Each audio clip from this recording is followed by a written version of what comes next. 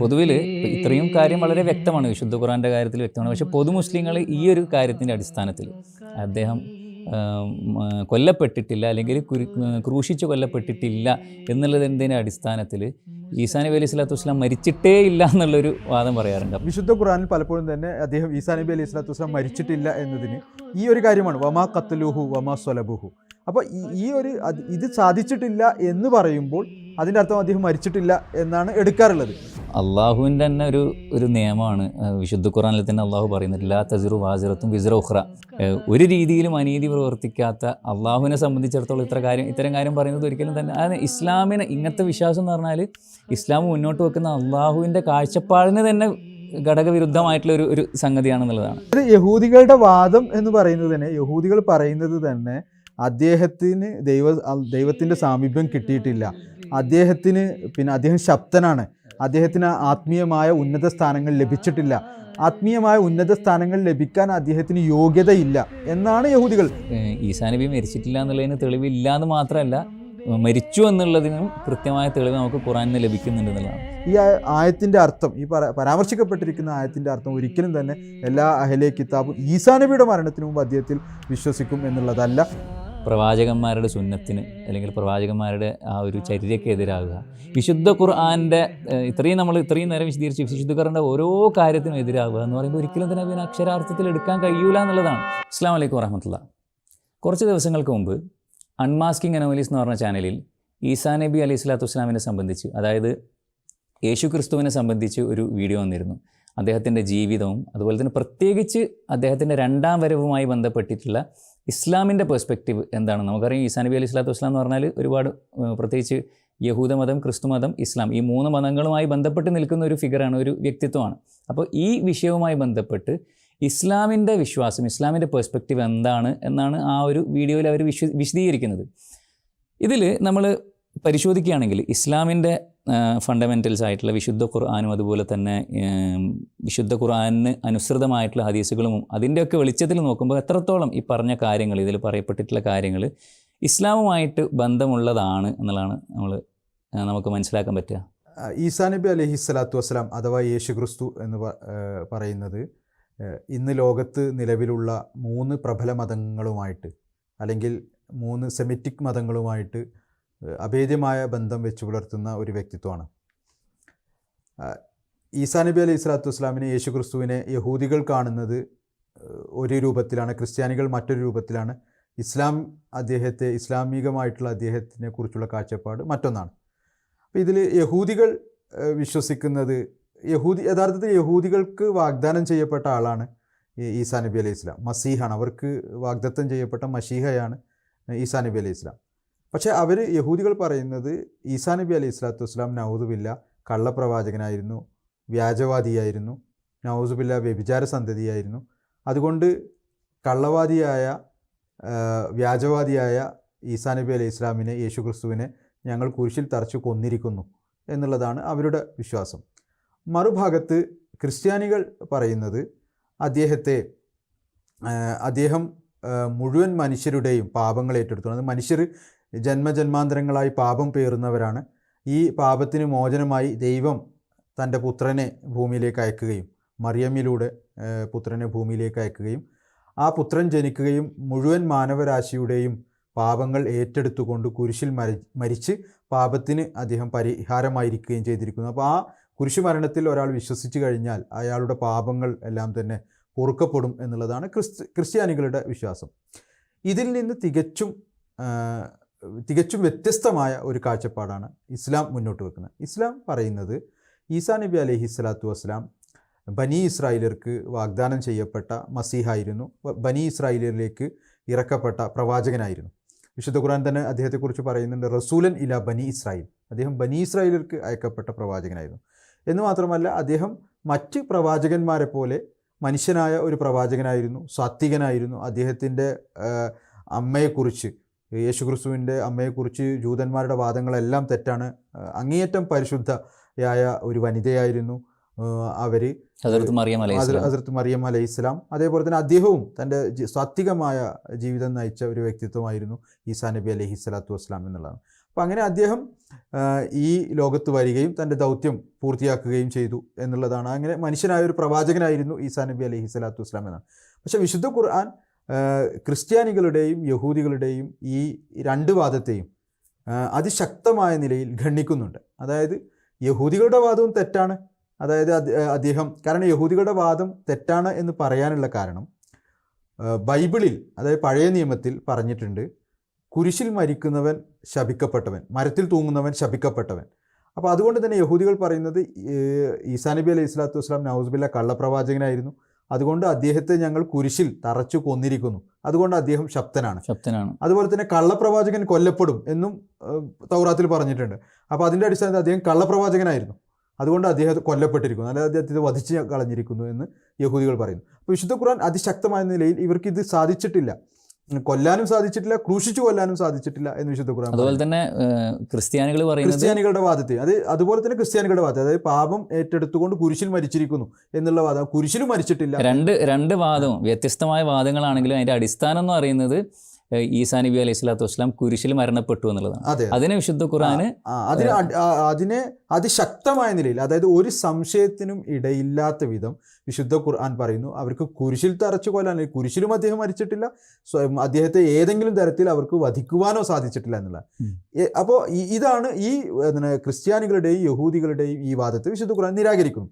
പക്ഷേ അദ്ദേഹത്തെ കുരിശിൽ തറച്ചു കൊന്നിട്ടില്ല എന്ന് പറയുകയും അദ്ദേഹത്തെ വധിക്കാനും അവർക്ക് സാധിച്ചിട്ടില്ല എന്ന് പറഞ്ഞാൽ അദ്ദേഹം മരിച്ചിട്ടേ ഇല്ല എന്ന് അതിനർത്ഥമില്ല. അതാണ് ഇവിടെ പൊതുവിൽ ഇത്രയും കാര്യം വളരെ വ്യക്തമാണ്, വിശുദ്ധ ഖുർആന്റെ കാര്യത്തിൽ വ്യക്തമാണ്. പക്ഷെ പൊതു മുസ്ലിങ്ങൾ ഈ ഒരു കാര്യത്തിന്റെ അടിസ്ഥാനത്തിൽ അദ്ദേഹം കൊല്ലപ്പെട്ടിട്ടില്ല അല്ലെങ്കിൽ ക്രൂശിച്ച് കൊല്ലപ്പെട്ടിട്ടില്ല എന്നുള്ളതിൻ്റെ അടിസ്ഥാനത്തിൽ ഈസാ നബി അലൈഹി സ്വലാത്തു വസ്സലാം മരിച്ചിട്ടേ ഇല്ല എന്നുള്ളൊരു വാദം പറയാറുണ്ട്. അപ്പോൾ അതിന് എന്തെങ്കിലും തെളിവ്, ഏതെങ്കിലും രീതിയിലുള്ള തെളിവ് വിശുദ്ധ ഖുർആൻ, കാരണം ഇസ്ലാമിൻ്റെ എല്ലാ വിശ്വാസത്തിൻ്റെയും അടിസ്ഥാനം എന്ന് പറയുന്നത് ഖുർആനാണ്. അപ്പോൾ വിശുദ്ധ ഖുർആനിൽ ഈസാ നബി അലൈഹി സ്വലാത്തു വസ്സലാം മരിച്ചിട്ടില്ല, ഇന്നും ജീവിച്ചിരിപ്പുണ്ട് എന്നുള്ള രീതിയിലുള്ള എന്തെങ്കിലും തെളിവ്, എന്തെങ്കിലും പരാമർശം നമുക്ക് കാണാൻ പറ്റുമോ?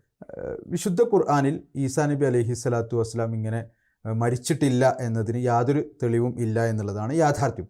പക്ഷെ പലപ്പോഴും തന്നെ ഈ കാര്യം പറയുന്നവർ, ജീവിച്ചിരിപ്പുണ്ട് എന്ന് പറയുന്ന ആളുകൾ പറയാറുള്ളത് വിശുദ്ധ ഖുർആനിൽ വമാ ഖത്തലുഹു വമാ സ്വലബുഹു എന്ന് പറഞ്ഞിട്ടുണ്ടല്ലോ എന്നുള്ളതാണ്. അതായത് ഈസാ നബി അലൈഹി സ്വലാത്തു വസ്സലാമിനെ യഹൂദികൾക്ക് വധിക്കാനും സാധിച്ചിട്ടില്ല, അദ്ദേഹത്തെ കുരിശിൽ തറച്ച് കൊല്ലാനും സാധിച്ചിട്ടില്ല എന്ന് പറയുന്നു. അപ്പോൾ കുരിശിൽ തറച്ച് കൊല്ലാനും സാധിച്ചിട്ടില്ല, അദ്ദേഹത്തെ വധിക്കാനും സാധിച്ചിട്ടില്ല എന്നതിൻ്റെ അർത്ഥം അദ്ദേഹം മരിച്ചിട്ടേ ഇല്ല എന്നുള്ളതല്ല. ഇപ്പോൾ റസൂലുള്ളാഹി സ്വല്ലല്ലാഹു അലൈഹി വസല്ലമയെ കുറിച്ച് പറയാം. റസൂലുള്ളാഹി സ്വല്ലല്ലാഹു അലൈഹി വസല്ലമയെ നമ്മൾ പറയുകയാണ്, ഇപ്പോൾ റസൂലുള്ളാഹി സ്വല്ലല്ലാഹു അലൈഹി വസല്ലമയെ കുരിശിൽ തറച്ച് കൊന്നിട്ടില്ല, വധിച്ചിട്ടുമില്ല എന്ന് പറഞ്ഞാൽ അതിൻ്റെ അർത്ഥം റസൂലുള്ളാഹി മരിച്ചിട്ടില്ല എന്നുള്ളതാണ്. ഇതേപോലെ ഏതൊരാളെ കുറിച്ച് നമ്മൾ പറയുകയാണെങ്കിലും അയാൾ വധിക്കപ്പെട്ടിട്ടില്ല അല്ലെങ്കിൽ അയാൾ ക്രൂശിക്കപ്പെട്ടിട്ടില്ല എന്ന് പറഞ്ഞാൽ അയാൾ മരിച്ചിട്ടേ ഇല്ല എന്നുള്ളതല്ല. ഇപ്പൊ ഇതേപോലെ ഈസാ നബി അലൈഹി സ്വലാത്തു വസ്സലാം കൊല്ലാനും സാധിച്ചിട്ടില്ല, വധിക്കാനും സാധിച്ചിട്ടില്ല, ക്രൂശിച്ചു കൊല്ലാനും സാധിച്ചിട്ടില്ല എന്നതിൻ്റെ അർത്ഥം അദ്ദേഹം മരിച്ചിട്ടേ ഇല്ല എന്നുള്ളതല്ല. അദ്ദേഹം അങ്ങനെ മരിച്ചിട്ടില്ല എന്നതിന് വിശുദ്ധ ഖുർആനിലോ റസൂലുള്ളാഹി സ്വല്ലല്ലാഹു അലൈഹി വസല്ലം തിരുമേനിയുടെ തിരുസുന്നത്തിലോ സഹീഹായ ഹദീസുകളിലോ യാതൊരു തെളിവും ഇല്ല എന്നുള്ളതാണ്. അപ്പോൾ പിന്നെ നമ്മൾ ചോദിക്കുകയാണ് അപ്പോൾ ഈസാ നബി അലൈഹി സ്വലാം മരിച്ചതിന് തെളിവ് എന്താണ് എന്ന് ചോദിച്ചു കഴിഞ്ഞാൽ നമ്മൾ തന്നെ പറയുന്നതാണ് 1,24,000 പ്രവാചകന്മാർ വന്നിട്ടുണ്ടെന്ന് പറഞ്ഞു. ഈ 1,24,000 പ്രവാചകന്മാർ മരിച്ചതിന് നമ്മൾ അതിൽ തെളിവുണ്ടോ? എല്ലാവരെ കുറിച്ചും നമ്മൾ വിശ്വസിക്കാൻ അവർ മരിച്ചുപോയി. ഒരു ആയുസ് മനുഷ്യൻ ജീവിച്ച് മരിച്ചു പോവുക എന്നുള്ളത് ഒരു പ്രകൃതിപരമായിട്ടുള്ള നിയമമാണ്. ഇനി ഈ പ്രകൃതി നിയമത്തിന് വിരുദ്ധമായിട്ടൊരു കാര്യം സംഭവിച്ചിട്ടുണ്ടെങ്കിൽ അതിനാണ് തെളിവ് വേണ്ടത്. അപ്പോൾ ഒരാൾ പറയുകയാണ് ഈസാ നബി അലൈഹി സ്വലാം 2000 വർഷം മുമ്പ് വന്ന ഈസാ നബി അലൈഹി സ്വലാം ഇന്നും ജീവിച്ചിരിപ്പുണ്ട് എന്ന് പറഞ്ഞാൽ അതിനാണ് തെളിവ് വേണ്ടത്. ഇപ്പം എൻ്റെ ഒരു മുതുമുത്തച്ഛൻ 200-300 കൊല്ലം മുമ്പ് ജീവിച്ചിരുന്ന എൻ്റെ ഒരു മുതുമുത്തച്ഛൻ ജീവിച്ചിരിപ്പുണ്ട് എന്ന് പറഞ്ഞു കഴിഞ്ഞാൽ ഞാനാണ് തെളിവ്. അങ്ങനെ ഒരാൾ ജീവിച്ചിരിപ്പുണ്ടത് എവിടെയാണ് തെളിവ്? അങ്ങനെ ഒരാൾ ജീവിച്ചിരിപ്പുണ്ടെങ്കിൽ അത് പറയുന്ന ആളുകളാണ് ജീവിച്ചിരിക്കുന്നതിന് തെളിവ് കൊണ്ടുവരേണ്ടത്. ശരിക്കും പ്രത്യേകിച്ച് ഖുർആനിൽ ഇത്രയും വലിയൊരു സംഭവം, അതായത് അള്ളാഹുവുമായി ബന്ധപ്പെട്ട് പറയുമ്പം അള്ളാഹു തൻ്റെ പ്രവാചകന്മാരോട് എങ്ങനെയാണ് ഇടപഴകുന്നത് നമുക്കറിയാം. ഒരുപാട് പ്രവാചകന്മാർ വന്നിട്ടുണ്ട്. പ്രവാചകന്മാർക്കെല്ലാം തന്നെ പല രീതിയിലുള്ള ബുദ്ധിമുട്ടുകളും കഷ്ടതകളും ശത്രുതയും ഒക്കെ അനുഭവിക്കേണ്ടി വന്നിട്ടുണ്ട്. അപ്പോൾ മറ്റൊരു പ്രവാചകനോടും അള്ളാഹു എടുത്തിട്ടില്ലാത്ത ഒരു സമീപനം ഈസാ നബി അലൈഹി സ്വലാത്തു വസ്സലാമിനോട് എത്രത്തോളം എന്ന് വെച്ചാൽ അള്ളാഹുവിന് ഏറ്റവും പ്രിയപ്പെട്ട പ്രവാചകനായ നമ്മളൊക്കെ മുസ്ലിങ്ങളൊക്കെ തന്നെ അടിയുറച്ച് വിശ്വസിക്കുന്ന മുഹമ്മദ് നബി സല്ലല്ലാഹു അലൈഹി വസല്ലം, അള്ളാഹുവിൻ്റെ ഏറ്റവും പ്രിയങ്കരനായ പ്രവാചകനായിട്ടുള്ള മുഹമ്മദ് നബി സല്ലല്ലാഹു അലൈഹി വസല്ലത്തിന് പോലും ഒരുപാട് കഷ്ടതകൾ അനുഭവിക്കേണ്ടി വന്നപ്പോഴും അള്ളാഹു എടുത്തിട്ടില്ലാത്തൊരു സമീപനം ഈസാ നബി അലൈഹി സ്വലാത്തു വസ്സലാമിനെ സംബന്ധിച്ച് അള്ളാഹു എടുത്തിട്ടുണ്ടെങ്കിൽ വിശുദ്ധ ഖുർആൻ അതിനെക്കുറിച്ച് എന്തെങ്കിലും പറയണ്ട. അപ്പം ഒരു സ്ഥലത്തും ഇതുമായി ബന്ധപ്പെട്ട് യാതൊരു തെളിവും ഈസാ നബി അലൈഹി സ്വലാം മരിച്ചിട്ടില്ല എന്നുള്ളതിനുള്ളത് നമുക്ക് കിട്ടുന്നില്ല എന്നുള്ളതാണ് ചുരുക്കി പറയുകയാണെങ്കിൽ ഇതിൽ പറയാനുള്ളത്. പിന്നെ മറ്റൊരു കാര്യം ഇതേ വിഷയമായിട്ടുള്ളതെന്ന് പറഞ്ഞാൽ ഈ വീഡിയോയിലും അവർ പറയുന്നുണ്ട്, പൊതുവിൽ പൊതു മുസ്ലിങ്ങൾ പറയുന്നൊരു കാര്യമാണ്. അതായത് അവിടെ യഥാർത്ഥത്തിൽ സംഭവിച്ചതെന്ന് പറഞ്ഞാൽ ഈസാ നബിയെ അവർ യഹൂദികൾ കൊല്ലാൻ ശ്രമിച്ചു, കുരിശിൽ തറച്ചു കൊല്ലാൻ ശ്രമിച്ചു. പക്ഷേ അള്ളാഹു ഈസാ നബിയെ പോലെ മറ്റൊരാളെ ഒരു സബ്സ്റ്റിറ്റ്യൂട്ടായിട്ട് വേറൊരാളെ വെച്ച് അവരിതൊന്നും അറിയാതെ ആ വ്യക്തിയാണ് കൊന്നത് എന്നുള്ളത്. ഈ ഒരു കാര്യത്തിന് വിശുദ്ധ ഖുർആനിൽ എന്തെങ്കിലും തെളിവുണ്ട്? കാരണം ഇതൊക്കെ നമ്മൾ നോക്കുന്നത് എന്താണെന്ന് വെച്ചാൽ ഈ ഒരു ഇസ്ലാമിക് പെർസ്പെക്റ്റീവിലുള്ള കാര്യങ്ങൾ വിശദീകരിച്ചു എന്ന് പറയുമ്പോൾ ഇസ്ലാമിക് പെർസ്പെക്റ്റീവിൽ അല്ലെങ്കിൽ ഇസ്ലാമിൻ്റെ ഫണ്ടമെൻ്റൽ ആയിട്ടുള്ള സോഴ്സസിൽ എത്രത്തോളം ഇതിന് തെളിവുകൾ ഉണ്ട് എന്നുള്ളതാണ്. അപ്പോൾ ഈ ഒരു കാര്യത്തിന് എന്തെങ്കിലും തെളിവ് നമുക്ക് ഖുർആനിലോ മറ്റോ കാണാൻ സാധിക്കുക? വിശുദ്ധ ഖുർആനിൽ ഇപ്പോൾ ഈ കാര്യങ്ങൾ പറയുമ്പോൾ അത് നേരത്തെ പറഞ്ഞതുപോലെ അത് ഇസ്ലാമികമായിട്ടുള്ള കാഴ്ചപ്പാടാണ് ഞാൻ പറയുന്നത് എന്ന് പറഞ്ഞുകൊണ്ട് വേറൊരാളെ ഈസാ നബി അലൈഹി സ്വലാത്തു വസ്സലാമിന് പകരം വേറെ ഒരാളെ കുരിശിൽ തറച്ചു കൊന്നു എന്ന് പറയുന്നത് അത് ഇസ്ലാമിക അധ്യാപനങ്ങളെ എത്രമാത്രം പരിഹാസ്യമാക്കുന്ന ഒന്നാണ്. അപ്പോൾ നമ്മൾ ആ സന്ദർഭം ആ സാഹചര്യം ഒന്ന് ഭാവനയിൽ കൊണ്ടുവന്ന് നമ്മളൊന്ന് നോക്കുക. അപ്പോൾ ഈസാ നബി അലൈഹി സ്വലാത്തു വസ്സലാമിന് പകരം വേറൊരാളെ കുരിശിലേറ്റാൻ വേണ്ടി പോവുകയാണ്. ഏറ്റവും ചുരുങ്ങിയത് അയാളെങ്കിലും ഒന്ന് പറയില്ലേ, നിങ്ങൾക്ക് ആളെ തെറ്റിപ്പോയി, ഞാനല്ല, നിങ്ങൾ ഉദ്ദേശിക്കുന്ന ആൾ വേറെയാണ്, അയാളെ നിങ്ങൾക്ക് പിടിക്കാൻ കിട്ടില്ല, അയാളെങ്കിലും ഒന്ന് പറയണല്ലോ. പിന്നെ അതുപോലെ തന്നെ അവിടെയുള്ള ആളുകൾക്ക് അറിയും യേശു ക്രിസ്തു ആരാണ്, നമ്മുടെ കൂടെ ഉള്ള ആൾ ആരാണ് എന്നൊക്കെ അറിയാം. പിന്നെ വളരെ പ്രധാനപ്പെട്ട ഒരു കാര്യം എന്ന് പറയുന്നത് ഇത്തരത്തിലുള്ള സാഹചര്യങ്ങൾ എല്ലാ പ്രവാചകന്മാർക്കും ഉണ്ടായിട്ടുണ്ട്. ഇപ്പോൾ റസൂലുള്ളാഹി സ്വല്ലല്ലാഹു അലൈഹി വസല്ലം ഹിജ്റത്ത് പോയത് എങ്ങനെയാണ്? അതുപോലെ തന്നെ തായിഫിൽ റസൂലുള്ളാഹി സ്വല്ലല്ലാഹു അലൈഹി വസല്ലമക്ക് സംഭവിച്ചതെന്നാണ്.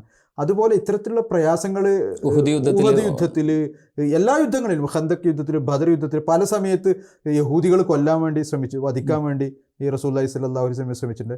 ഈ സമയങ്ങളിലെല്ലാം അള്ളാഹ് രക്ഷപ്പെടുത്തിയിട്ടുണ്ട്. വേറൊരാളെ മാറ്റിക്കൊണ്ട് അത് റസൂലുള്ളാഹിനെ രക്ഷപ്പെടുത്തിയിട്ടില്ലല്ലോ. അതേപോലെ തന്നെ ഇബ്രാഹിം നബി അലൈഹി സ്വലാമിനെ തീയിലിട്ട്, മൂസാ നബി അലൈഹി, ഇങ്ങനെ പ്രവാചക ചരിത്രം പരിശോധിച്ച് നോക്കിയാൽ നമുക്ക് കാണാൻ സാധിക്കും. അപ്പോൾ ഇത് എന്ന് പറയുന്നത് വേറൊരാളെ അള്ളാഹു അതിന് പകരം വേറൊരാളെ ആക്കി എന്ന് പറയുന്നത് എത്രമാത്രം അത് പരിഹാസ്യമായിട്ടുള്ള ഒരു കാര്യമാണ്. അള്ളാഹുവിൻ്റെ തന്നെ ഒരു നിയമമാണ് വിശുദ്ധ ഖുർആനിൽ തന്നെ അള്ളാഹു പറയുന്നത്, ലാ തസിറു വാസിറത്തും വിസ്റ ഉഖ്റ. അതായത് ഒരു വ്യക്തിയുടെ ഭാരം മറ്റൊരു വ്യക്തി ചുമക്കേണ്ടി വരില്ല. അതായത് ഒരാളുടെ കുറ്റത്തിനുള്ള അല്ലെങ്കിൽ ഒരാൾക്ക് പകരം വേറൊരാൾ എന്തെങ്കിലും ശിക്ഷയോ അല്ലെങ്കിൽ ബുദ്ധിമുട്ടോ അനുഭവിക്കുക എന്ന് പറയുന്നത് അള്ളാഹുവിനെ സംബന്ധിച്ചിടത്തോളം, അതായത് വേറെ ഏതെങ്കിലും നമ്മളെ ഭൗതികമായിട്ടുള്ള നിയമവ്യവസ്ഥയിൽ അങ്ങനെ എന്തെങ്കിലും ഒരാൾക്ക് പകരം വേറെ ആൾ വെക്കുക എന്ന് പറഞ്ഞാൽ വേറെ കാര്യം. പക്ഷേ ഒരു രീതിയിലും അനീതി പ്രവർത്തിക്കാത്ത അള്ളാഹുവിനെ സംബന്ധിച്ചിടത്തോളം ഇത്തരം കാര്യം പറയുന്നത് ഒരിക്കലും തന്നെ അതായത് ഇസ്ലാമിന് ഇങ്ങനത്തെ വിശ്വാസം എന്ന് പറഞ്ഞാൽ ഇസ്ലാം മുന്നോട്ട് വെക്കുന്ന അള്ളാഹുവിൻ്റെ കാഴ്ചപ്പാടിന് തന്നെ ഘടകവിരുദ്ധമായിട്ടുള്ള ഒരു സംഗതിയാണെന്നുള്ളതാണ്. പിന്നെ വേറൊന്നും കൂടി എന്ന് പറഞ്ഞാൽ ഇപ്പോൾ ശരിക്കും ഇനി വാദത്തിന് വേണ്ടിയിട്ട് അത്രയും എന്താ പറയുക ഇല്ലോജിക്കായിട്ടുള്ളൊരു കാര്യം അള്ളാഹു ചെയ്തു എന്ന് നമ്മൾ പറയുകയാണെങ്കിൽ തന്നെ മറ്റൊരാളെ കൊണ്ട് അവിടെ വെച്ചു. അപ്പോൾ യഹൂദികളെ സംബന്ധിച്ചിടത്തോളം അവർ ഈസാ നബിയെ കുരിശിൽ തറച്ചു കൊന്നു എന്ന് പറയുമ്പോൾ അപ്പോഴും എന്തോ അള്ളാഹുവിനെ അവിടെ പേടി മാറിയിട്ടില്ല. അവിടുന്ന് ബാക്കിൽ നിന്ന് പിന്നെ ഈസാ നബിനെ മുകളിലേക്ക് ആകാശത്തേക്ക് ഉയർത്തിക്കൊണ്ടുപോകാന്ന് പറഞ്ഞാൽ അള്ളാഹു അതിന് തൊട്ട് ശേഷം പറയുന്നത് അള്ളാഹു ഹക്കീമാണെന്നാണ്, യുക്തിജ്ഞനാണെന്നാണ്. പക്ഷെ ഇതിൽ യാതൊരു ഹിക്മത്തും കാണാൻ കഴിയുന്നില്ല എന്നുള്ളതാണ് ഇതിലുള്ള വേറൊരു കാര്യം. അള്ളാഹുവിൻ്റെ അസ്തിത്വത്തിന് അല്ലെങ്കിൽ അള്ളാഹുവിനെ കുറിച്ച് വളരെ ഗുരുതരമായ ഒരു ആരോപണമാണിത്. അത് വേറൊരാളെ ആ സ്ഥാനത്ത് വെച്ചു എന്നുള്ളത്. കാരണം അള്ളാഹു അങ്ങേയറ്റം അള്ളാഹു കാരുണ്യത്തോടു കൂടി പ്രവർത്തിക്കുന്ന അള്ളാഹു ഒരു ഇതും ചെയ്യാത്ത ഒരാളെ ഇതിന് പകരമായിട്ട് യഹൂദികൾ കൊണ്ട് ചെയ്യിപ്പിച്ചു എന്ന് പറയും വളരെയധികം ഗുരുതരമായ ഒരു ആരോപണമാണ് അള്ളാഹുവിൻ്റെ മേൽ നടത്തുന്നത്. രണ്ടാമത്തെ കാര്യം എന്ന് പറയുന്നത് അറബി ഗ്രാമർ അറിയുന്ന ആളുകൾക്ക് അറിയാം. ഇവിടെ പ്രയോഗിച്ചിരിക്കുന്നത് ഈ ഒരു വലാക്കിൻ ശുബ്ബിഹലഹും എന്നുള്ള കാര്യം അവർക്ക് അത് സദൃശീകരിക്കപ്പെടുകയാണ് ചെയ്തിരിക്കുന്നത് എന്നുള്ളതാണ് പറയുക. അപ്പോൾ അതിനാണ് ഈ പറയാറ് വേറൊരാളെ മാറ്റി അവിടെ കുരിശിലേറ്റി എന്ന് പറയുന്നത്. അപ്പോൾ ഈ ശുബ്ബിഹ എന്നുള്ള പദം അറബി അറിയുന്നവർക്ക് അറിയാം, അത് മജ്ഹൂലിൻ്റെ പദമാണ്. അപ്പോൾ പാസീവ് വോയിസ്. അപ്പോൾ അങ്ങനെ വേറൊരാളുണ്ടെങ്കിൽ ഈ മജ്ഹൂൽ എന്ന് പറയുമ്പോൾ തന്നെ നമുക്കറിയാലോ. അപ്പോൾ അങ്ങനെ വേറൊരാളുണ്ടെങ്കിൽ ഒന്നുകിൽ അയാളെക്കുറിച്ച് മുമ്പ് പറഞ്ഞിരിക്കണം, ഈ സംഭവം പറയുമ്പോൾ അതിന് മുമ്പ് പറഞ്ഞിരിക്കണം, അതല്ലെങ്കിൽ അതിന് ശേഷം എവിടെയെങ്കിലും പരാമർശം ഒന്ന് മുമ്പോ അതിന് ശേഷവും ഉണ്ടെങ്കിൽ മജ്ഹൂലിൻ്റെ പ്രയോഗം അതിൻ്റെ മധ്യത്തിൽ വരികയുള്ളൂ. അപ്പോൾ ഒന്നുകിൽ മുമ്പ് അയാളെക്കുറിച്ച് പറഞ്ഞിരിക്കണം, ആ വേറെ ഒരാളെ കുറിച്ച് പറഞ്ഞിരിക്കണം, അതല്ലെങ്കിൽ ശേഷം പറഞ്ഞിരിക്കണം. അങ്ങനെ ഒരാളെ കുറിച്ച് ഈ വിശുദ്ധ ഖുർആനിൽ ഈ സംഭവം വിവരിക്കുന്ന ഒരു സ്ഥലത്തും മുമ്പും പറയുന്നില്ല, ശേഷവും പറയുന്നില്ല.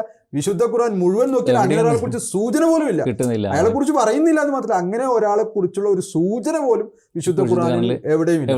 പിന്നെ അത് എവിടുന്നാണ് വരുന്നത്? അപ്പൊ ഒരിക്കലും തന്നെ യാതൊരു ബന്ധവും ഇല്ലാത്ത വിശുദ്ധ ഖുർആന്റെ അധ്യാപനങ്ങൾക്ക് തികച്ചും വിരുദ്ധമായിട്ടുള്ള ഒന്നാണ് വേറെ ഒരാളെ കുരിശിലേറ്റി എന്ന് പറയുന്നത്. പിന്നെ ഇതുമായി ബന്ധപ്പെട്ട വേറൊരു പ്രധാനപ്പെട്ട വിഷയം വീഡിയോയിലും പരാമർശിക്കുന്നുണ്ട്. അതായത് ഈസാ അലൈഹി സ്വലാത്തു വസ്സലാമിനെ ആകാശത്തേക്ക് ഉയർത്തി എന്നുള്ള ഈ ഒരു പൊതുവിശ്വാസം ഉണ്ടല്ലോ. അപ്പോൾ അതിന് പൊതുവിൽ അതിന് കോട്ട് ചെയ്യാറുള്ളത് എന്ന് പറഞ്ഞാൽ ഇതേ ആയത്തിന് തുടർന്ന് അള്ളാഹു പറയുന്ന ആ ഒരു വാചകമാണ് ബർ റഫഅഹുല്ലാഹു ഇലൈഹി, അള്ളാഹു ഈസാ നബിയെ അവങ്കിലേക്ക് ഉയർത്തി എന്നുള്ളത്. അപ്പോൾ ഇത് ശരിക്കും ഇതുകൊണ്ട് ഈസാ നബി അലൈഹി സ്വലാത്തു വസ്സലാം ആകാശത്തേക്ക് ഉയർന്നെന്നുള്ളതിന് ഇതൊരു തെളിവാകുന്നുണ്ടോ ശരിക്കും?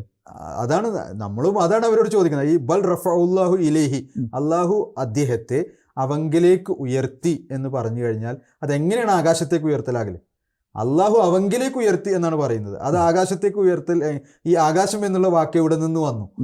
ആകാശത്തേക്ക് ഉയർത്തി എന്ന് എവിടെ നിന്ന് വന്നു? അപ്പോൾ ഒരിക്കലും തന്നെ അതിന് ആകാശത്തേക്ക് ഉയർത്തി എന്നുള്ള ഒരു അർത്ഥം ഒരിക്കലും സുൽത്താൻ സാഹിബ് പറഞ്ഞപ്പോൾ, അതായത് അള്ളാഹു എന്ന് പറഞ്ഞാൽ ഈ ഫിസിക്കൽ കൺസ്ട്രെയിൻസ് എന്നെല്ലാം അതീതനായിട്ടുള്ള ഒരു അസ്തിത്വമാണ്. അള്ളാഹു എന്ന് പറഞ്ഞാൽ ഇപ്പോൾ നമ്മൾ ഈ ഭൗതിക പ്രപഞ്ചത്തെ സൃഷ്ടിച്ചവൻ എന്ന് പറയുമ്പോൾ എല്ലാ ഭൗതികമായിട്ടുള്ള മാനങ്ങളിൽ നിന്നും എല്ലാ ഫിസിക്കൽ ഡയമെൻഷൻസിനും അതീതമായിരിക്കണം. പ്രത്യേകിച്ച് അൺമാസ്കിംഗ് അനോമലീസ് എന്ന് പറഞ്ഞ ചാനൽ ഈ ഒരു വിഷയത്തിൽ ഒരുപാട് വീഡിയോസ് ചെയ്യുന്ന ആളുകളാണ്. അള്ളാഹുവിനെ സംബന്ധിച്ചിട്ടുള്ള അല്ലെങ്കിൽ ദൈവാസ്തിത്വമായി ബന്ധപ്പെട്ടിട്ടുള്ള തീർത്തും വികലമായിട്ടുള്ള സങ്കല്പങ്ങൾക്കൊക്കെ അത്യാവശ്യം കുഴപ്പമില്ലാത്ത രീതിയിൽ മറുപടി കൊടുക്കുന്നവരാണ്. അപ്പോൾ അള്ളാഹു എന്ന് പറഞ്ഞാൽ ഈ ഫിസിക്കൽ കൺസ്ട്രെയിൻസിനൊക്കെ അതീതമാണ് എന്ന് പറഞ്ഞിട്ട് പിന്നെ അള്ളാഹുലേക്ക് ഉയർത്തി എന്ന് പറയുമ്പോൾ അതൊരു ഫിസിക്കൽ ഉയർത്തലാകുക എന്ന് പറയുന്നത് ഒരു ജഡികമായിട്ടുള്ള ശാരീരികമായിട്ടുള്ള ഒരു ഉയർത്തലാണ് അള്ളാഹുലേക്ക് എന്ന് പറയുന്നതിൽ തന്നെ അർത്ഥമില്ല. പിന്നെ പ്രത്യേകിച്ച് പറഞ്ഞ പോലെ തന്നെ അവിടെ എവിടെയും തന്നെ ആകാശം എന്നുള്ളത് പറയുന്നില്ല. പക്ഷേ ഈ റഫ എന്നുള്ള ഈ പദം നമ്മൾ നോക്കുകയാണെങ്കിൽ, ഖുറാനിൽ നോക്കുകയാണെങ്കിൽ ഈ റഫ എന്ന് പറഞ്ഞാൽ ശരിക്കും അങ്ങനെ ഒരു ആകാശത്തേക്കോ അല്ലെങ്കിൽ ഈ ശാരീരികമായിട്ടുള്ളൊരു ഉയർത്തൽ എന്നുള്ള നിലക്ക് എവിടെയെങ്കിലും, കാരണം റഫ ഒബ്വിയസ്ലി ഒരുപാട് സ്ഥലത്ത് ഉപയോഗിച്ചിട്ടുണ്ടാവുമല്ലോ, അങ്ങനെ എവിടെയെങ്കിലും കാണാൻ പറ്റുമോ? അല്ല, വിശുദ്ധ ഖുർആനിൽ ഈ പദം പല സ്ഥലങ്ങളിൽ ഉപയോഗിച്ചിട്ടുണ്ട്. അതിനെല്ലാം തന്നെ അള്ളാഹുവിൻ്റെ സാമീപ്യം ലഭിച്ചാൽ ആത്മീയമായ നിലയിൽ അദ്ദേഹത്തെ ഉയർത്തി, അതേപോലെ തന്നെ ആത്മീയമായിട്ടുള്ള ഔന്നിത്യം ലഭിക്കുക, സ്ഥാനമാനങ്ങൾ ലഭിക്കുക, ഉന്നത സ്ഥാനം ലഭിക്കുക, ഈ അർത്ഥത്തിലാണ് ഉപയോഗിച്ചിട്ടുള്ളത്. ഇപ്പോൾ ഉദാഹരണമായിട്ട് ഇദ്രീസ് അലൈഹി ഇസ്ലാമിനെ കുറിച്ച് തന്നെ വിശുദ്ധ ഖുർആനിൽ പറയുന്നുണ്ട്, വറഫഅനാഹു മകാൻ അലിയ, അദ്ദേഹത്തെ നാം ഒരു ഉന്നത സ്ഥാനത്തേക്ക് ഉയർത്തിയിരിക്കുന്നു. അപ്പോൾ അദ്ദേഹത്തെ ഒരു ഉന്നത സ്ഥാനത്തേക്ക് ഉയർത്തി എന്ന് പറഞ്ഞു കഴിഞ്ഞാൽ അതിൻ്റെ അർത്ഥം അദ്ദേഹത്തെ ഏതെങ്കിലും മലമുകളിൽ കൊണ്ടുവച്ചു എന്നല്ല, അദ്ദേഹത്തിന് ഉന്നതമായ സ്ഥാനം നൽകി എന്നുള്ളതാണ്. ഇപ്പോൾ നമ്മൾ എന്താണ്, ഉദാഹരണത്തിന് നമ്മൾ നമസ്കാരത്തിൽ ദുആ ചെയ്യാറുണ്ട്, വർഫഅനി, എന്നെ ഉയർത്തണമേ. അപ്പോൾ എന്നെ ഉയർത്തണമേ എന്ന് പറഞ്ഞു കഴിഞ്ഞാൽ എന്താണ് അതിൻ്റെ അർത്ഥം? അപ്പോൾ അതിൽ ഈ എന്നെ ആത്മീയമായ നിലയിൽ ഉയർത്തണമേ എന്നുള്ളത് അതിൽ ഇൻക്ലൂഡഡ് ആണ്. അത് എന്നെ ആത്മീയമായ നിലയിൽ ഉയർത്തുക എന്നുള്ളത് മാത്രമേ അതിന് അർത്ഥം കിട്ടുകയുള്ളൂ, വേറൊരു അർത്ഥം ലഭിക്കുകയില്ല. കാരണം 1300-1400 വർഷങ്ങളായിട്ട് മുസ്ലിം ലോകത്ത് ഈ ദുആ ചെയ്തുകൊണ്ടിരിക്കുകയാണ്. റസൂലുള്ളാഹി സ്വല്ലല്ലാഹു അലൈഹി വസല്ലം സഹാബാക്കളും താബിഈങ്ങളും മുജദ്ദിദീങ്ങളും എല്ലാവരും ദുആ ചെയ്തു. ഒരാളെ പോലും ശാരീരികമായിട്ട് ആകാശത്തേക്ക് ഉയർത്തിയിട്ടില്ല, ഈ ദുആയുടെ ഫലമായിട്ട് ഉയർത്തിയിട്ടില്ല. പക്ഷെ അപ്പോൾ അതിൻ്റെ അർത്ഥം എന്ന് പറഞ്ഞാൽ ആത്മീയമായ നിലയിൽ ഉയർത്തുക എന്നാണ്. പിന്നീട് ഹദീസിൽ നമുക്ക് കാണാൻ സാധിക്കും ഒരു മനുഷ്യൻ, ഒരു ദാസൻ, അള്ളാഹുവിൻ്റെ ഒരു ദാസൻ വിനയം കൈക്കൊള്ളുകയാണെങ്കിൽ റഫഅല്ലാഹു ഇല സമായി സാബി, അള്ളാഹു അദ്ദേഹത്തെ 7ാം ആകാശത്തേക്ക് ഉയർത്തുന്നതാണ്. അതിന്റെ അർത്ഥം എന്താണ്? ആത്മീയമായ നിലയിൽ ആകാശത്തേക്ക് എന്ന് പറഞ്ഞാൽ പോലും അതിന്റെ അർത്ഥം മൂസാ നബി അലൈഹി സ്വലാത്തു വസ്സലാമിന്റെ കാലത്തുള്ള ബൽഅം ബഊറയെ കുറിച്ച് പറയുന്നുണ്ട്. അള്ളാഹു ഉദ്ദേശിച്ചിരുന്നുവെങ്കിൽ അദ്ദേഹത്തെ ഉയർത്തുമായിരുന്നു, വലാകിൻ അഖ്ലദ ഇലൽ അർദ്, എന്നാൽ അദ്ദേഹം ഭൗതികതയിലേക്ക് ചാഞ്ഞു പോവുകയാണ്. അപ്പോൾ ഈ വിശുദ്ധ ഖുർആനിൽ എവിടെയെല്ലാം മനുഷ്യന് വേണ്ടിയിട്ട് റഫഅ എന്ന പദം ഉപയോഗിച്ചിട്ടുണ്ടോ അവിടെ എല്ലാം തന്നെ അർത്ഥം എന്ന് പറയുന്നത് ഈ ആത്മീയമായ നിലയിൽ ഉയർത്തുക, ദൈവസാമീപ്യം ലഭിക്കുന്ന ആളാക്കുക, അല്ലെ ദൈവസാമീപ്യം സിദ്ധിക്കുക, ഉന്നതമായ സ്ഥാനമാനങ്ങൾ അവർക്ക് ലഭിക്കുക എന്നുള്ളതാണ്. അതല്ലാതെ ജഡികമായിട്ട് ഉയർത്തുക എന്നുള്ള ഒരർത്ഥം വിശുദ്ധ ഖുർആനിലോ ഹദീസിലോ ഒരു സ്ഥലത്തും നമുക്ക് കാണാൻ സാധ്യമല്ല എന്ന് മാത്രമല്ല റസൂലുള്ളാഹി സ്വല്ലല്ലാഹു അലൈഹി വസല്ലമയെ കുറിച്ചും ഇതേ വാക്കുകൾ ഹദീസുകളിൽ പ്രയോഗിക്കപ്പെട്ടിട്ടുണ്ട്. റഫ എന്ന് അതിൻ്റെ അർത്ഥം റസൂലുള്ളാഹിനെ ഉയർത്തി എന്നുള്ള അർത്ഥം ജഡികമായി ഉയർത്തി എന്നുള്ളതല്ല, ആത്മീയമായ നിലയിൽ റസൂലുള്ളാഹി സ്വല്ലല്ലാഹു അലൈഹി വസല്ലം തിരുമേനി ഉയർത്തി എന്നുള്ളതാണ്. ഓക്കെ. പിന്നെ വേറൊരു കാര്യം എന്താണെന്ന് വെച്ചാൽ ഇതിൽ ഈ ഒരു കാര്യം, അതായത് അള്ളാഹു ഈസാ നബി അലൈഹി സ്വലാത്തു വസ്സലാമിനെ ഉയർത്തി എന്ന് പറയുന്ന ഈ ഒരു സന്ദർഭം അത് എന്തിനു വേണ്ടിയിട്ടാണ് പറഞ്ഞതെന്നും കൂടി ഉണ്ടല്ലോ. ഈ യഹൂദികളുടെ ഒരു കാര്യം, ഖൗലിഹിം ഇന്നാ ഖത്തൽനൽ മസീഹ ഈസ ഇബ്ന മറിയമ റസൂലല്ലാഹ് അവർ ഞങ്ങൾ പ്രവാചകനായി ഈസായെ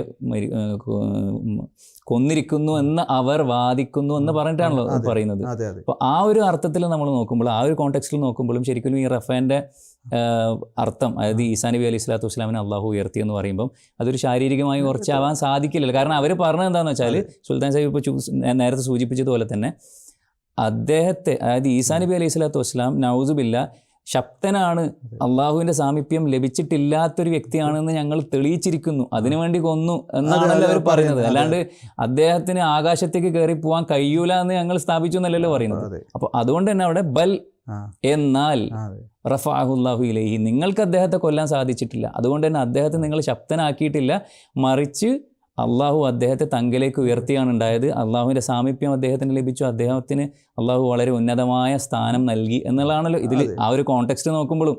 അതല്ലെങ്കിൽ അതായത് യഹൂദികളുടെ വാദം എന്ന് പറയുന്നത് തന്നെ, യഹൂദികൾ പറയുന്നത് തന്നെ അദ്ദേഹത്തിന് ദൈവത്തിന്റെ സാമീപ്യം കിട്ടിയിട്ടില്ല, അദ്ദേഹത്തിന് അദ്ദേഹം ശക്തനാണ്, അദ്ദേഹത്തിന് ആത്മീയമായ ഉന്നത സ്ഥാനങ്ങൾ ലഭിച്ചിട്ടില്ല, ആത്മീയമായ ഉന്നത സ്ഥാനങ്ങൾ ലഭിക്കാൻ അദ്ദേഹത്തിന് യോഗ്യതയില്ല എന്നാണ് യഹൂദികൾ.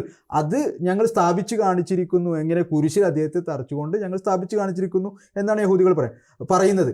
അപ്പോൾ തീർച്ചയായിട്ടും അതിന് മറുപടിയായിട്ട് അള്ളാഹ് പറയേണ്ടത് എന്താണ്? അള്ളാഹു പറയേണ്ടത് അങ്ങനെയല്ല, നിങ്ങളുടെ വാദം തെറ്റാണ്, അദ്ദേഹത്തിന് ദൈവസാമീപ്യം ലഭിച്ചിരിക്കുന്നു എന്നുള്ളതാണ്. അപ്പോൾ ഈ കാര്യമാണ് അള്ളാഹു ഇവിടെ പറയുന്നത്. അതായത് നിങ്ങളുടെ ഈ വാദം തെറ്റാണ്, നിങ്ങൾക്ക് കുരിശിൽ തറച്ചു കൊല്ലാനും സാധിച്ചിട്ടില്ല, കള്ളപ്രവാചകൻ എന്ന നിലയിൽ അദ്ദേഹത്തെ വധിക്കാനും നിങ്ങൾക്ക് സാധിച്ചിട്ടില്ല, മറിച്ച് അദ്ദേഹത്തിന് ദൈവസാമീപ്യം ലഭിക്കുകയും ഉന്നതമായ സ്ഥാനങ്ങളിലേക്ക് അദ്ദേഹത്തെ അള്ളാഹു ഉയർത്തുകയും ചെയ്തിരിക്കുന്നു എന്നുള്ള യഹൂദികളുടെ ഈ വാദത്തെ, അതായത് യഹൂദികളുടെ വാദം ആത്മീയമായ ഔന്നിത്യം അദ്ദേഹത്തിന് ലഭിച്ചിട്ടില്ല എന്നാണ്. അപ്പോൾ അള്ളാഹ് ഇവിടെ പറയുന്നത് അദ്ദേഹത്തിന് ആത്മീയമായ ഔന്നിത്യം ലഭിച്ചിരിക്കുന്നു. അപ്പോൾ അതിന് ഏറ്റവും അനുയോജ്യമായ പദമാണ് വിശുദ്ധ ഖുർആൻ പ്രയോഗിച്ചിരിക്കുന്നത് എന്നുള്ളതാണ്.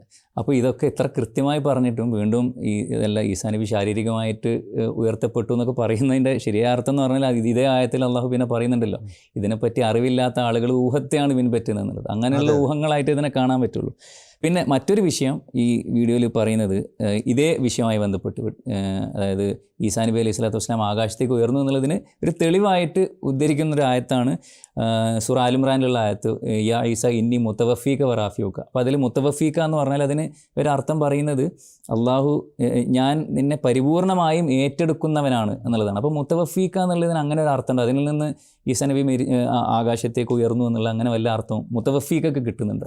മുത്തവഫീക്ക എന്നുള്ള പദം, ഈ ഒരു പദം വിശുദ്ധ ഖുർആനിൽ ഏകദേശം 10-25ഓളം സ്ഥലങ്ങളിൽ വ്യത്യസ്ത രൂപങ്ങളിൽ അത് ഉപയോഗിച്ചിട്ടുണ്ട്. അവിടെ എല്ലാം തന്നെ അള്ളാഹു കർത്താവും മനുഷ്യൻ കർമ്മം, അള്ളാഹു സബ്ജക്റ്റും മനുഷ്യൻ ഒബ്ജക്റ്റുമായിട്ട് വരുന്ന സമയങ്ങളിലെല്ലാം തന്നെ അത് ശരീരത്തിൽ നിന്ന് ആത്മാവിനെ വേർപ്പെടുത്തുക, മരണം അല്ലെങ്കിൽ ശരീരത്തിൽ നിന്ന് ആത്മാവിനെ വേർപ്പെടുത്തുക എന്നൊരർത്ഥമല്ലാതെ മൂന്നാമതൊരർത്ഥം ഒരു സ്ഥലത്തും നമുക്ക് കാണാൻ സാധ്യമല്ല എന്നുള്ളതാണ്. അതായത് ഈ ക്ലിയർ ആക്കുകയാണെങ്കിൽ തവഫ എന്നുള്ള ഈ ഒരു വേർബ് അല്ലെങ്കിൽ ഈ ഒരു ക്രിയാപദം, അത് ബാബ് തഫഉലിൽ നിന്ന് അള്ളാഹു സബ്ജക്റ്റും മനുഷ്യന് ഓബ്ജക്റ്റുമായിട്ട് ഉപയോഗിച്ചെടുത്തെല്ലാം തന്നെ ശരീരത്തിൽ നിന്ന് ആത്മാവിനെ വേർപ്പെടുത്തുക എന്നല്ലാതെ വേറെ ഞാൻ പരിപൂർണമായിട്ടും എടുക്കുക അല്ലെങ്കിൽ ഉയർത്താന്നുള്ള ഒരു സ്ഥലത്ത് എന്ന് പറഞ്ഞാൽ വിശുദ്ധ ഖുർആനിലും ലഭ്യമല്ല, തിരുഹദീസുകളിലുമല്ല, പൗരാണിക അറബി സാഹിത്യങ്ങളിലും എവിടെയും നമുക്ക് കാണാൻ സാധ്യമല്ല എന്നുള്ളതാണ് യാഥാർത്ഥ്യം. എന്ന് മാത്രമല്ല ഈ ഒരു വാക്ക് ഇപ്പോൾ വിശുദ്ധ ഖുർആൻ തന്നെ പ്രയോഗിച്ചിട്ട്, വിശുദ്ധ ഖുർആൻ ഈ വാക്ക് എങ്ങനെ പ്രയോഗിച്ചു എന്നാണ് നമ്മൾ നോക്കേണ്ടത്. വിശുദ്ധ ഖുർആൻ വതവഫന മഅൽ അബ്റാർ, ഞങ്ങളെ നല്ല ആളായിട്ട് നീ മരിപ്പിക്കണം, മരണം എന്നുള്ള അർത്ഥമാണ്. വതവഫന മുസ്ലിമൻ, അത് മുസ്ലിമായിട്ട് മരിപ്പിക്കണമേ. അതുപോലെ റസൂലുള്ളാഹി സ്വല്ലല്ലാഹു അലൈഹി വസല്ലമയെ കുറിച്ച് പറഞ്ഞ ഔ നതവഫയന്നക, താങ്കളെ മരിപ്പിക്കുന്നതായാൽ, റസൂലുള്ളാഹിക്ക് വേണ്ടി ഈ പദം ഏതർത്ഥത്തിലാണ് ഉപയോഗിച്ചത്? അപ്പം ഇങ്ങനെ വിശുദ്ധ ഖുർആനിൽ അധിക സ്ഥലങ്ങളിലും ഭൂരിഭാഗം സ്ഥലങ്ങളിലും വിശുദ്ധ ഖുർആനിൽ ഉപയോഗിച്ചിരിക്കുന്നത് ഈ പദം നേരിട്ട് മരണം എന്നുള്ള തന്നെയാണ്. പിന്നെ നമ്മൾ പൊതുവെ മലയാളത്തിലും പറയില്ല അദ്ദേഹം വഫാത്തായി. ഈ വഫാത്ത് എന്ന് പറയുന്നത് ശരിക്കും ഇതേ ഈ തവഫ എന്നുള്ള ഇതേ പദത്തിന്റെ ഇതിൽ നിന്ന് വരുന്ന വാക്കാണല്ലോ വഫാത്ത് എന്നുള്ളത്. അപ്പോൾ ആ വഫാത്തായി നമ്മൾ മലയാളത്തിൽ പറയുന്നതൊക്കെ ഇതിൽ നിന്നുള്ള തന്നെയാണ്. പിന്നെ അത് മാത്രമല്ല, ഇപ്പം സുൽത്താൻ സാഹിബ് സൂചിപ്പിച്ചതുപോലെ തന്നെ ഖുർആനിലെ എല്ലാ സ്ഥലത്തും ഈ വന്നിടത്തെല്ലാം തന്നെ എല്ലാവരും ഇതിന് ഈ ഒരു അർത്ഥം തന്നെയാണ് വെക്കുന്നത്. ഇത് രണ്ട് സ്ഥലത്താണ് ഈസാ നബി അലൈഹി സ്വലാത്തു വസ്സലാമിനെ സംബന്ധിച്ച് ഈ ഒരു വാക്ക് വന്നിട്ടുള്ളത്. ഒന്ന് ഇവിടെ പറഞ്ഞ സൂറ ആൽ ഇംറാനിലും അതുപോലെ തന്നെ മറ്റൊരു സ്ഥലത്ത് സൂറ മായിദയിലും. അപ്പോൾ ഇത് മുഹമ്മദ് നബി സല്ലല്ലാഹു അലൈഹി വസല്ലം എങ്ങനെ ഈ വാക്കിനെ എങ്ങനെ മനസ്സിലായത് ഈസാ നബിയെ പറ്റി പറഞ്ഞതിന് മുഹമ്മദ് നബി സല്ലല്ലാഹു അലൈഹി വസല്ലം എങ്ങനെ മനസ്സിലാക്കി, അതുപോലെ തന്നെ മുഹമ്മദിൻ്റെ സഹാബാക്കൾ എങ്ങനെ മനസ്സിലാക്കി എന്ന് നോക്കിയാലും നമുക്ക് കാണാൻ പറ്റും ഇതിന് ഇത്തരത്തിലുള്ള മരണമെന്നല്ലാതെ വേറൊരു അർത്ഥം ഇല്ല എന്നുള്ളത്. ഇപ്പോൾ ഉദാഹരണത്തിന് സൂറ മാഇദയിൽ ഈസാ നബി അലൈഹി സ്വലാത്തു വസ്സലാം അള്ളാഹുമായിട്ടുള്ള ആ ഒരു സംഭാഷണം, ഖിയാമത്ത് നാളിലെ ഒരു സംഭാഷണം പറയുന്നുണ്ട്. അള്ളാഹു ചോദിക്കും, അല്ലയോ ഈസ, നീയാണോ എന്നെ കൂടാതെ നിന്നെയും നിൻ്റെ മാതാവിനെയും ആരാധ്യരായിട്ട് സ്വീകരിക്കാൻ പറഞ്ഞെന്ന് പറയുമ്പോൾ ഈസാ നബി പറയുന്നുണ്ട്, ഞാൻ അങ്ങനെ പറഞ്ഞിട്ടില്ല, നീ എന്നോട് പറഞ്ഞത് മാത്രമേ ഞാൻ അവരോട് പറഞ്ഞിട്ടുള്ളൂ, ഞാൻ അവരുടെ ഇടയിൽ ഉണ്ടായിരുന്നിടത്തോളം കാലം ഞാൻ അവരുടെ മേൽ സാക്ഷിയായിരുന്നു. അപ്പോൾ കുന്തു അലൈഹിം ഷഹീദം മാ ദുംതു ഫീഹിം ഫലമ്മാ തവഫൈതനി, എന്നാൽ നീ എനിക്ക് വഫാത്ത് നൽകിയതിന് ശേഷം പിന്നെ നീ തന്നെയാണ് അവരുടെ മേൽനോട്ടത്തെക്കാരെന്ന് പറഞ്ഞ അതിൽ കിതാബു തഫ്സീർ, സഹി ബുഖാരിയിൽ കിതാബു തഫ്സീറിൽ മുഹമ്മദ് നബിയുടെ ഒരു റിവായത്ത് വരുന്ന ഒരു ഹദീസ് വരുന്നുണ്ട്, അതായത് സല്ലല്ലാഹു അലൈഹി വസല്ലമയെ സംബന്ധിച്ചിട്ടുള്ള.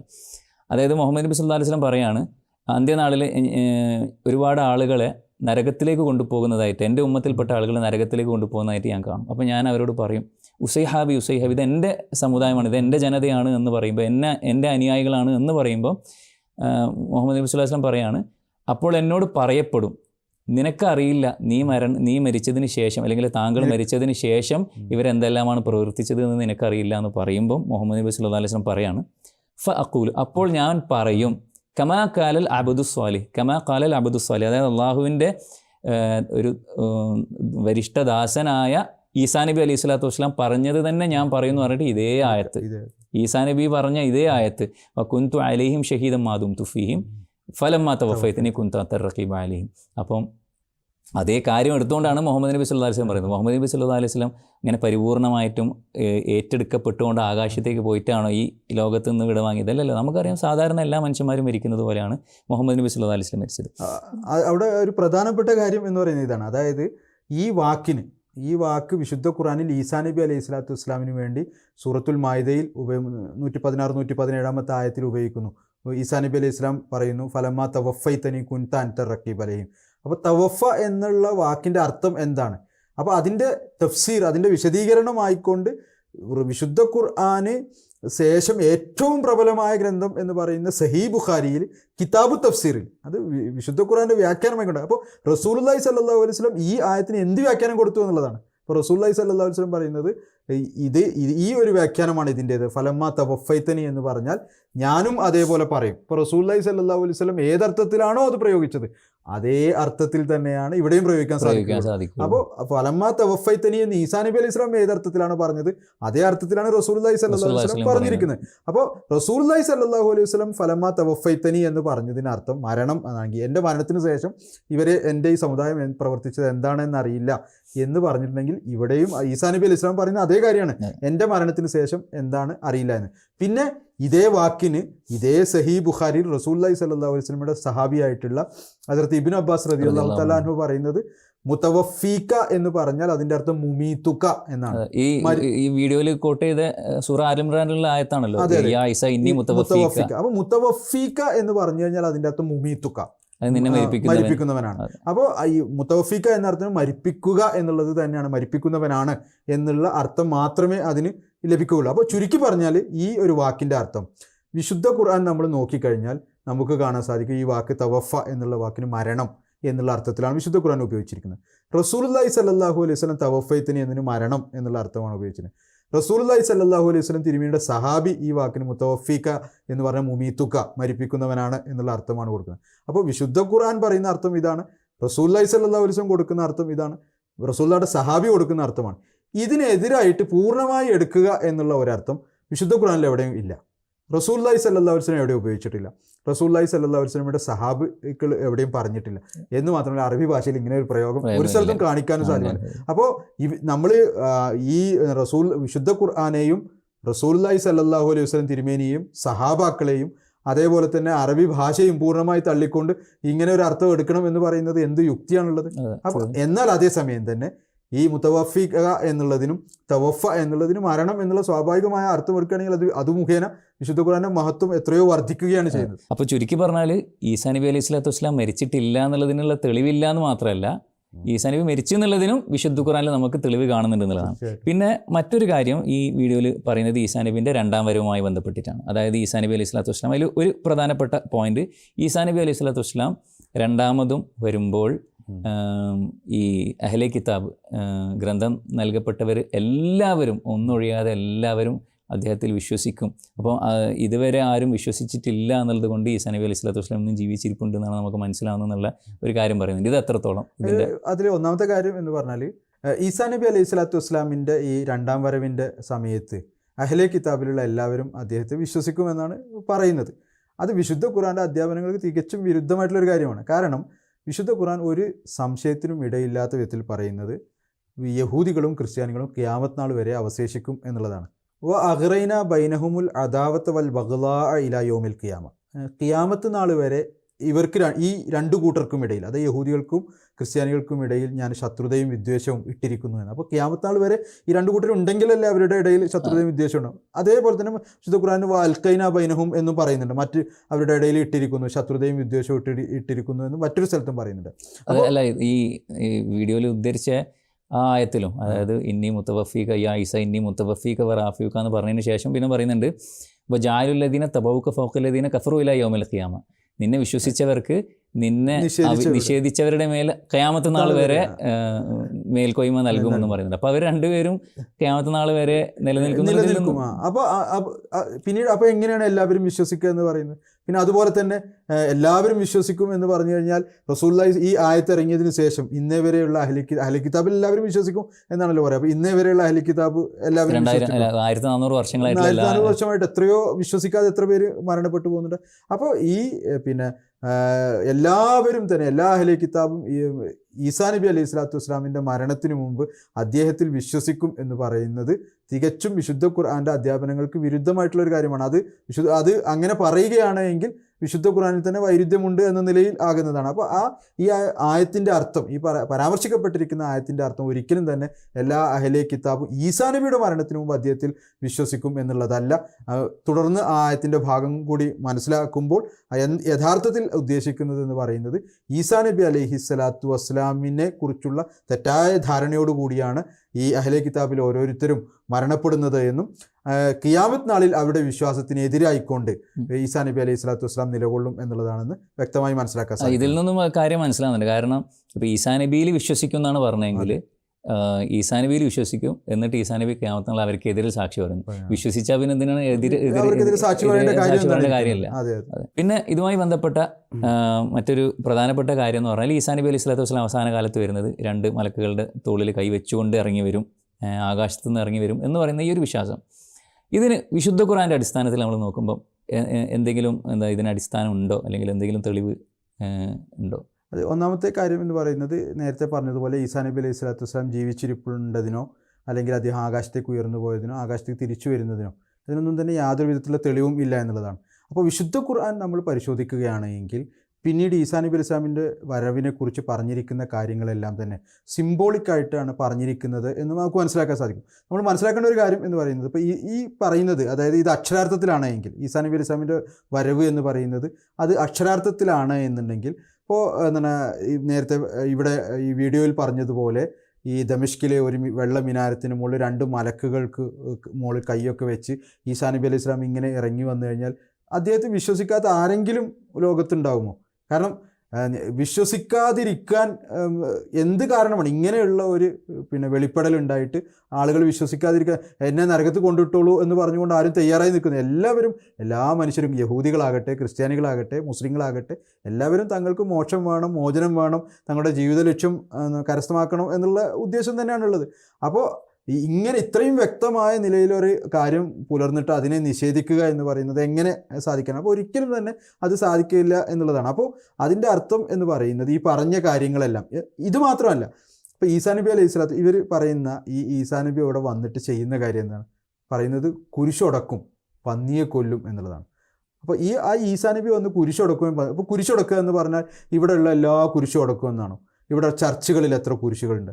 നമ്മുടെ സെമിത്തേരികൾ നമ്മൾ പരിശോധിക്കുകയാണെങ്കിൽ എല്ലാ സെമിത്തേരി ഓരോ കബറിൻ്റെ മുകളിലും കുരിശുകളുണ്ട്. അപ്പോൾ നമ്മുടെ ക്രിസ്തീയ സഹോദരന്മാരുടെ പിതാക്കന്മാരുടെയും അവരുടെ ബന്ധുക്കളുടെയും ഒക്കെ കബറടക്കപ്പെട്ടിരിക്കുന്ന മറമാടപ്പെട്ടിരിക്കുന്ന ഈ ഖബർസ്ഥാനിലെല്ലാം പോയിക്കൊണ്ട് സെമിത്തേരികളിലെല്ലാം പോയിട്ട് കുരിശെല്ലാം ഈസാ നബി വന്ന് തച്ചൊടക്കും എന്നാണ് ഇവർ പറയുന്നത്. അപ്പോൾ അതുപോലെ തന്നെ ക്രിസ്ത്യാനികളുടെ വീടുകളിലും ചർച്ചുകളിലും അതുപോലെ തന്നെ മറ്റ് അവരുടെ വിശുദ്ധ സ്ഥലങ്ങളിലൊക്കെ ഉപയോഗിച്ചിരിക്കുന്ന ഈ കുരിശിനൊക്കെ പൂർണ്ണമായും തച്ചുടക്കുമെന്നാണ്. അപ്പോൾ അത് സിംബോളിക്കായിട്ട് പറഞ്ഞു പന്നിയെ കൊല്ലും എന്ന് പറഞ്ഞിട്ടുണ്ട്.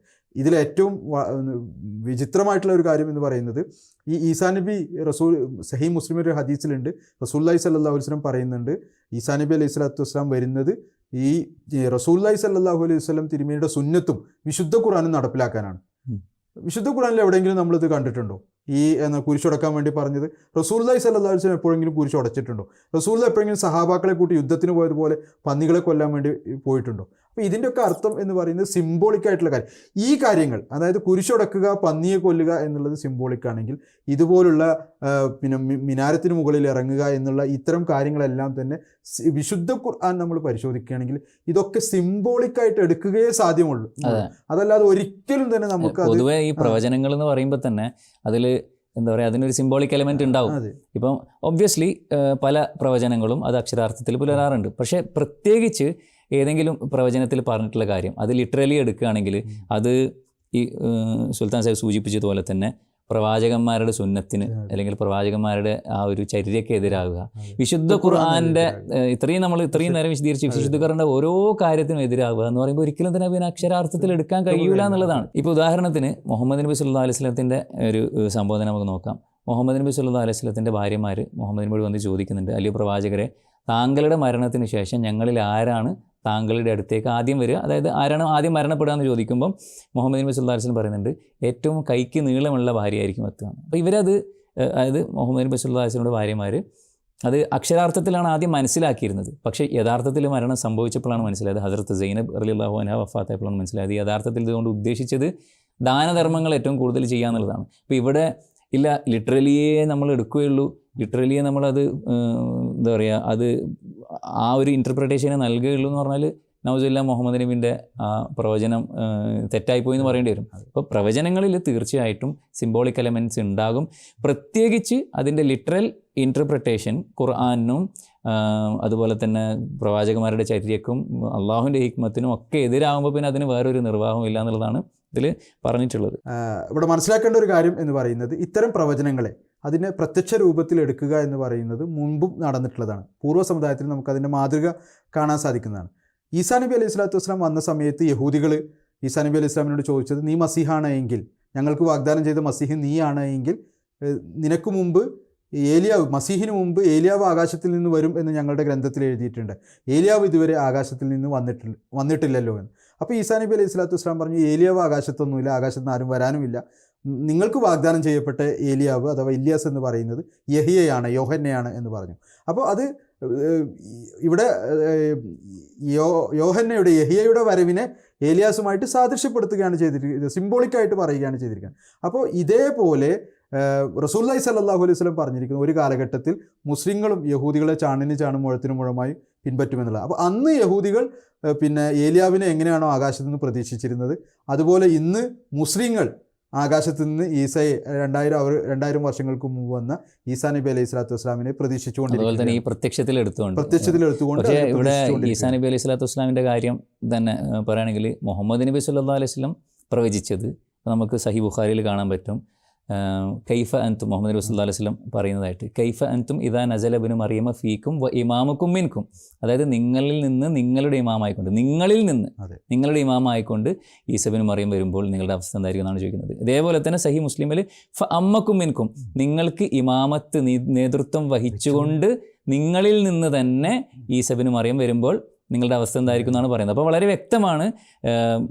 വിശുദ്ധ നമ്മളിപ്പോൾ ഇത്രയും നേരം ചർച്ച ചെയ്ത് നോക്കുകയാണെങ്കിൽ വിശുദ്ധ ഖുർആൻ്റെ അടിസ്ഥാനത്തിൽ ഈ പറഞ്ഞിട്ടില്ല, ഈസാ നബി അലൈഹി സ്വലാത്തു വസ്സലാം മരണപ്പെട്ടിട്ടില്ല, അദ്ദേഹം ആകാശത്തേക്ക് ഉയർന്നു പോയി ഇന്നും അവിടെ ജീവിച്ചിരിക്കുന്നുണ്ട് എന്നുള്ളതിനുള്ള ഒരു തെളിവും വിശുദ്ധ ഖുർആനിൽ നിന്ന് നമുക്ക് കാണാൻ സാധിക്കുകയില്ല എന്നുള്ളതാണ്.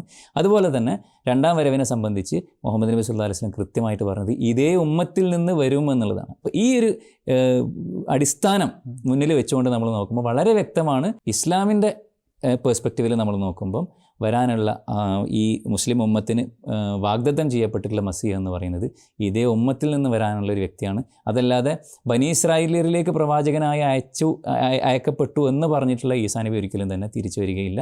അതിന് ഖുർആനിൽ നിന്നും അതുപോലെ തന്നെ ഖുർആനുമായി ബന്ധപ്പെട്ട ഖുർആനിന് അനുസൃതമായിട്ടുള്ള ഒരു ഹദീസിൽ നിന്നും സഹീഹായിട്ടുള്ള ഹദീസിൽ നിന്നും ഇതിൽ നിന്ന് നമുക്ക് ഇതിനായിട്ട് യാതൊരു തെളിവും ലഭിക്കുന്നില്ല എന്നുള്ളതാണ്.